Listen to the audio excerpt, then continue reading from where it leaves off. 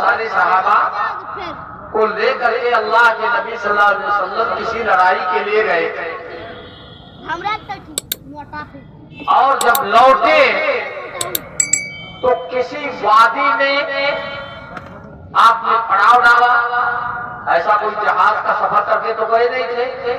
چلتے چلتے جب شام ہو گئی، مدینہ نہیں پہنچے، تو راستے میں کسی وادی میں میدان میں پڑاؤ ڈال دیا، وہاں ٹھہر گئے. صبح ہوئی اور کسی کی نیند نہیں کھلی. لگ بھگ 600 صحابہ آپ کے ساتھ تھے. کتنے؟ 600 صحابہ لگ بھگ. اور اللہ کے نبی صلی اللہ علیہ وسلم خود صبح ہو گئی، سورج نکل آیا، دھوپ اوپر پڑنے لگی، کسی کی نیند نہیں کھلی، سب کی فجر کی نماز چھوٹ گئی. نہ 600 صحابہ میں سے کسی نے فجر کی نماز پڑھی، نہ اللہ کے نبی صلی اللہ علیہ وسلم نے پڑھی. جب سورج کی کرنیں چہرے پہ پڑی تو کچھ لوگ جاگے، اور دھوپ لگنے سے جو جاگے وہ بھی پہلے نبی صلی اللہ علیہ وسلم نہیں جاگے. کون جاگا؟ بعض صحابہ جاگے. ہمارے جو بھائی کہتے ہیں نا کہ اللہ کے نبی صلی اللہ علیہ وسلم عالم الغیب تھے، ساری چیزوں کے مالک تھے، آپ اندازہ لگا لیجئے اگر آپ ساری چیزوں کے مالک ہوتے، مختار کل ہوتے، عالم الغیب ہوتے، تو کیا آپ کی فجر کی نماز چھوٹ جاتی اور آپ کو پتہ نہیں چلتا کہ فجر کا وقت ختم ہو رہا ہے؟ میرے بھائیو، فجر کا وقت ختم ہو گیا، نیند نہیں کھلی آپ کی، یہاں تک فجر کی نماز چھوٹ گئی. جان بوجھ کر کے اللہ کے نبی صلی اللہ علیہ وسلم اور صحابہ فجر چھوڑ سکتے تھے؟ ہرگز نہیں. بعض صحابہ کی نیند کھلی تو انہوں نے اللہ کے نبی صلی اللہ علیہ وسلم کو جگانا چاہا، لیکن صحابہ اتنا احترام اللہ کے نبی صلی اللہ علیہ وسلم کا کرتے تھے کہ وہ بڑا مشکل کام تھا کہ آپ کو اٹھائیں کہ اٹھے فجر کا وقت ہو گیا یا فجر کا وقت ختم ہو گیا. یہ کہنا بڑا مشکل تھا نبی صلی اللہ علیہ وسلم کو جگانا. لوگ سوچتے تھے کہ آپ سوئے ہوئے ہیں، کہیں آپ پر وحی نہ آتی ہو. نیند کی حالت میں بھی آپ پر بعض آیتیں اتری ہیں، وحی آئی ہے، تو صحابہ ڈسٹرب نہیں کرتے تھے کہ ہو سکتا سوئے ہیں اور اللہ کی طرف سے وحی آ رہی ہو. نہیں جگایا، ہمت نہیں ہوئی تو جگایا کیسے؟ صحابہ کرام نے کہا سبحان اللہ، الحمدللہ، اللہ اکبر، زور زور سے تکبیر تحلیل کہنے لگے، سبحان اللہ، الحمدللہ. کہ ابھی یہ آواز اللہ کے نبی صلی اللہ علیہ وسلم کے کان میں جائے گی تو آپ خود ہی جاگ جائیں گے. جگانا یہ گوارا نہیں کیا، بلکہ سبحان اللہ الحمدللہ یہ حدیث ہے. آپ کو سبحان اللہ الحمدللہ کہا تو نبی صلی اللہ علیہ وسلم کے کان میں آواز گئی، آپ جاگ جائیں، بیدار ہو گئے. جب آپ جاگے تو دیکھا کہ سورج نکل آیا، دھوپ نکلی ہوئی ہے، اور افسوس کی فجر کی نماز چھوٹ گئی. تو اللہ کے نبی صلی اللہ علیہ وسلم نے اپنے صحابہ سے کہا کہ اس وادی میں شیطان رہتے ہیں، اس لیے فوراً اس وادی کو چھوڑ دو اور آگے بڑھو. آگے بڑھ گئے کچھ دور دوسری وادی میں. جب وہاں پہنچے تو اللہ کے نبی صلی اللہ علیہ وسلم نے وہاں فجر کی نماز پڑھائی. اب جب جماعت ختم ہوئی تو دیکھا کہ ایک آدمی دور تھوڑا جا کر ایک صحابی اللہ کے نبی صلی اللہ علیہ وسلم کے ساتھی وہ دور بیٹھے ہیں، جماعت میں شریک نہیں ہوئے، فجر نہیں پڑھی. بلایا اللہ کے نبی صلی اللہ علیہ وسلم، کہا بھائی تم نے ہمارے ساتھ فجر کیوں نہیں پڑھی؟ تو کہا اللہ کے نبی صلی اللہ علیہ وسلم مجھے غسل کی ضرورت ہے، میں ناپاک ہوں، اس لیے میں نے فجر نہیں پڑھی. تو اللہ کے نبی صلی اللہ علیہ وسلم نے سمجھایا، تیمم کا طریقہ بتایا کہ اگر ناپاک ہو، پانی نہ ملے تو زمین پہ ہاتھ مار کر کے اور اسی مٹی سے اپنا ہاتھ مل لو اور چہرے پہ تیمم کر لو، چہرے پہ مت لو، بس پاک ہو گئے. یعنی وضو کی کافی ہے، اور اگر غسل کی ضرورت ہے پانی نہ ملے تب بھی وضو کر لو، یہ کافی ہے، آپ پاک ہو جاؤ گے۔ اللہ کے نبی صلی اللہ علیہ وسلم نے انہیں سمجھایا، سمجھانے کے بعد اللہ کے نبی صلی اللہ علیہ وسلم نے بعض صحابہ سے کہا کہ ذرا جاؤ علاقے میں ٹہلو، اس میدان میں دیکھو کہیں پانی مل جائے تو اس کو لے کر کے آؤ۔ حضرت علی رضی اللہ تعالیٰ عنہ اور ایک اور صحابی، راوی کہتے ہیں کہ دوسرے صحابی کا نام میں بھول گیا، ایک نام تو یاد ہے کہ ایک حضرت علی تھے، یہ کوئی اور صحابی تھے، دونوں گئے، جا کے دیکھا کہیں دور ایک عورت اونٹنی پہ بیٹھ کے جا رہی ہے اور اس پر ایک بہت بڑا گھڑا لادے ہوئے ہے جو پانی سے بھرا، ایک گھڑا پانی کہیں سے بھر کر کے وہ عورت اپنی اونٹنی پہ لاد کے لے کے جا رہی تھی، اس کو پکڑ لائے، کہا چلو تم ہمارے نبی کے پاس، تو اس عورت نے کہا کون نبی؟ کہا محمد صلی اللہ علیہ وسلم، کہا ارے وہی آدمی جو جھوٹا ہے، جھوٹ بولتا ہے، تم اس محمد کے پاس لے چل رہے ہو جو جھوٹا ہے، ایک کافر عورت نے کہا۔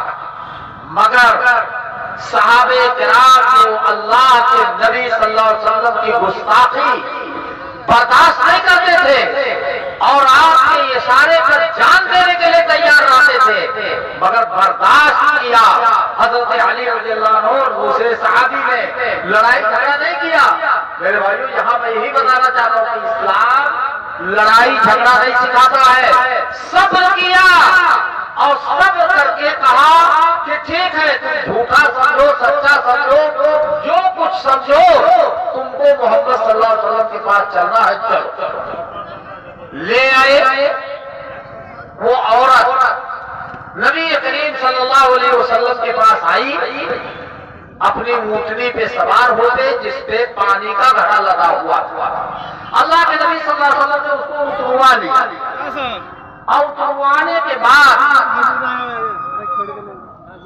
کہا بھائی اب ایک کام کرو، جتنے صحابہ ہو لگ بھگ 600، 7 لوگ پانی نکال کے پی لو اس گھڑے سے، اور کھانا بھی بنا لو، پانی کی جتنی ضرورت ہے استعمال کرو۔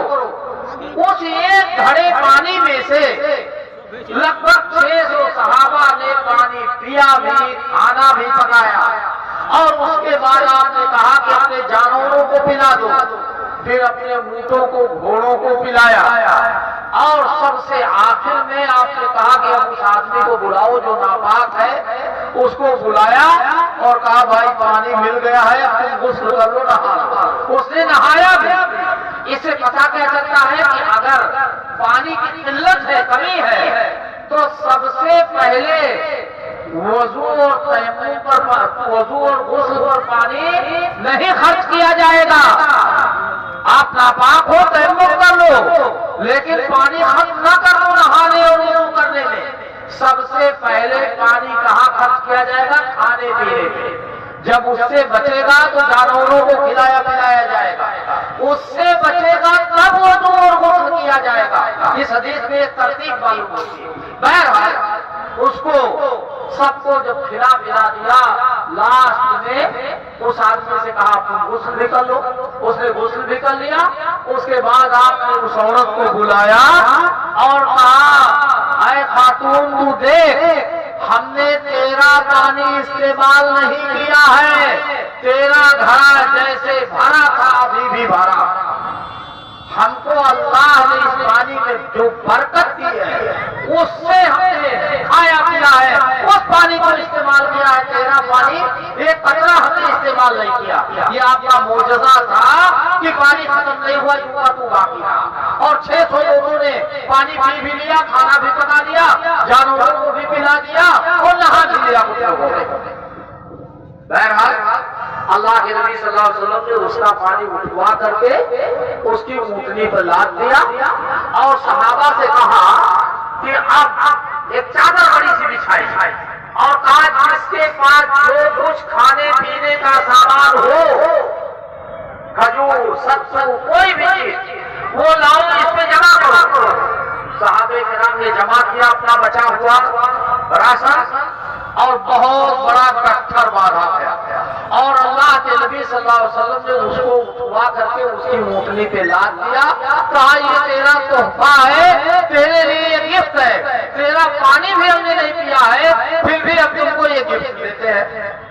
اب وہ گٹھر لے کر کے وہ عورت چلی گئی، راستہ بھر سوچتی رہی کہ یہ کیسا آدمی ہے جس کو میں جھوٹا سمجھتی تھی اور جھوٹا کہتی تھی، یہ آدمی نے ہم کو تکلیف نہیں پہنچائی۔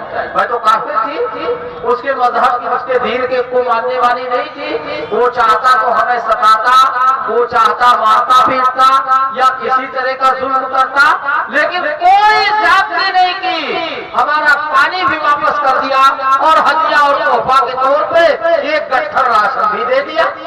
اتنی عزت ہماری کی ہے، یہ آدمی مجھے نہیں لگتا کہ جھوٹا ہوگا۔ اب دل میں بات کرنے لگی، یہ ہوتا ہے اخلاق۔ وہ اپنے گاؤں چلی گئی اور جانے کے بعد جب کچھ دن بیت گئے، ایک زمانہ بیت گیا، کئی مہینے، تو ایک بار وہ عورت اپنے گاؤں کے کسی چوراہے پہ کھڑی ہو گئی اور کھڑے ہو کر کے اس نے اپنے گاؤں کے لوگوں سے چلا کر کے کہا کہ اے گاؤں والوں، تم کیا سمجھتے ہو کہ محمد اور ان کے ساتھیوں کو تمہارے گاؤں کا راستہ معلوم نہیں ہے، اس لیے تمہارے اوپر حملہ نہیں کرتے ہیں، بچا کر کے چلے جاتے ہیں؟ دیکھو، محمد اور ان کے ساتھی آس پاس کی دوسری آبادیوں پہ، دوسرے گاؤں پہ حملہ کرتے ہیں، تمہارے گاؤں کو